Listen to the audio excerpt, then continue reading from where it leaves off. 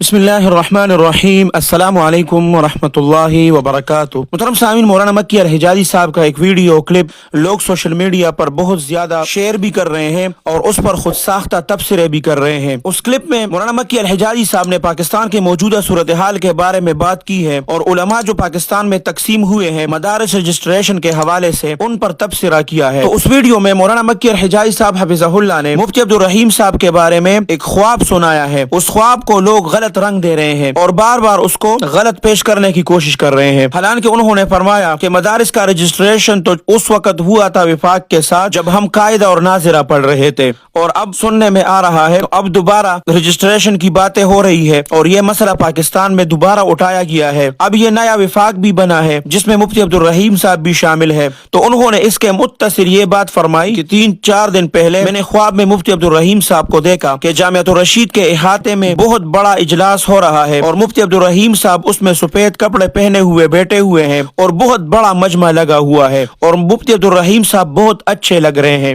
تو میں نے کہا کہ جب مفتی عبدالرحیم صاحب آئیں گے تو میں مفتی عبدالرحیم صاحب سے کہوں گا کہ میرے لیے بھی اس طرح کے کپڑے بنوائے۔ اب یہ خواب کی بات ہو رہی ہے اور یہ خواب میں ان کو کہہ رہا ہوں۔ محترم سامعین، اس نقطے کو بعض لوگوں نے اٹھایا ہے کہ دیکھو حرم میں بیٹھے ایک بزرگ اور ایک اللہ والے نے مفتی عبدالرحیم صاحب کو خواب میں دیکھا اور ان کو سفید لباس میں دیکھا، تو اس سے معلوم ہوتا ہے کہ مفتی عبدالرحیم صاحب حق پر ہے اور یہ باقی علماء وہ حق پر نہیں ہے۔ تو جس طرح لباس میں ان کو دیکھا گیا ہے، تو محترم سامعین، پہلی بات تو یہ ہے کہ خواب ہمارے ہاں حجت اور دلیل نہیں ہے۔ دوسری بات یہ ہے کہ یہ کوئی کفر اور اسلام کا جنگ نہیں ہے، یہ علماء کا آپس میں اختلاف ہے اور یہ اختلافات چلتے رہتے ہیں، صرف پاکستان میں نہیں پوری دنیا میں چلتے رہتے ہیں۔ اور مولانا مکی الحجازی صاحب کے خواب کو یہ رنگ دینا کہ مفتی عبدالرحیم صاحب حق پر ہے اور اس خواب کو اس کی حقانیت کی دلیل سمجھنا، یہ نادانوں والی باتیں ہیں، تو اس کو یہ غلط رنگ ہرگز نہ دیا جائے۔ محترم سامعین، آخر میں مولانا مکی الحجازی صاحب نے فرمایا کہ میں دعا کروں گا کہ علماء حق کے درمیان یہ اختلافات ختم ہو جائیں کیونکہ ان کا بہت بڑا نقصان ہوگا۔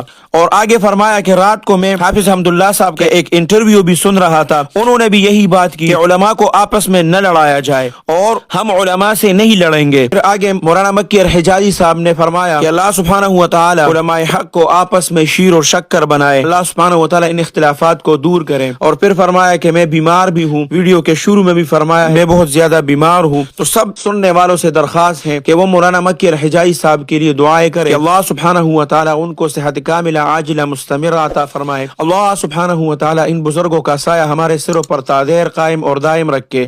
اللہ سبحانہ و تعالی آپ سب کو اپنے حفظ اور امان میں رکھے، اپنے خصوصی دعاؤں میں یاد رکھے۔ السلام علیکم ورحمۃ اللہ وبرکاتہ۔